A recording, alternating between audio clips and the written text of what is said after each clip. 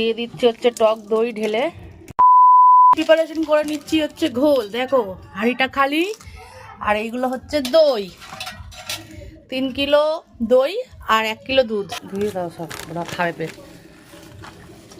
আর দিয়ে দিচ্ছি হচ্ছে টক দই ঢেলে। এবার দিয়ে দেবো হচ্ছে চিনি। চলো দিয়ে দিই।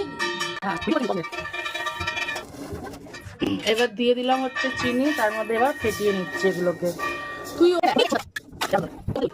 এবার দিয়ে দেবো হচ্ছে দুধ, তাই তো? দুধ। ওম নমঃ শিবায়। আমি বলছি না আরে বাবলু, 4 কাপ গুলো দে আগে। এই বাইরে তো 4 কাপ গুলো দে, যারা উপোস করেনি। এত বোধহয় 4 কাপ গুলো দে না, 4 কাপ।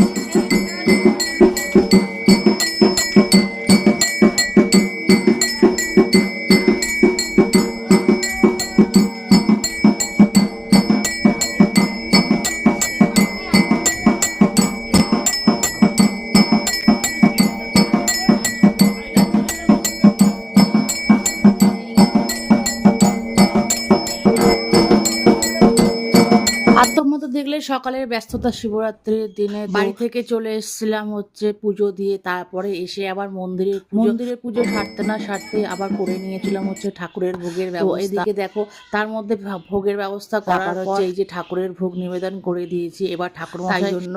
আর এদিকে ঠাকুর মশাই এসে সব কিন্তু জোগাড় জান্তি করছিল, নিজে মালা ঢালা পরিয়ে নিচ্ছিল। এসে গেছেন যেহেতু। আর এই বোনটা হচ্ছে তো এরাই রান্না করেছিল।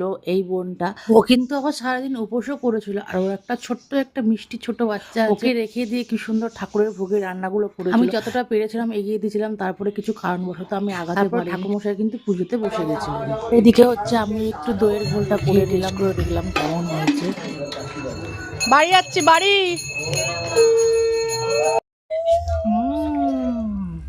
এদিকে যখন সবাই পুজোতে বসে গেছে, আমরাও সব পুজো দেখছিলাম। আমার অদ্ভুত পুজো দেখছিল মন। আর এদিকে যারা উপোস করে রয়েছে তাদেরকে দেয়া হলো। আর পুজো কমপ্লিট হয়ে যাওয়ার পর সবাই প্রসাদ খেয়ে আর এদিকে পুজো করতে অনেক রাতও হয়ে গেছিল। আমরা লোক পাচ্ছিলাম না কাকে ভোগ বিতরণ করব, তাই জন্যই কথাগুলো হচ্ছিল। Tata tata tata tata.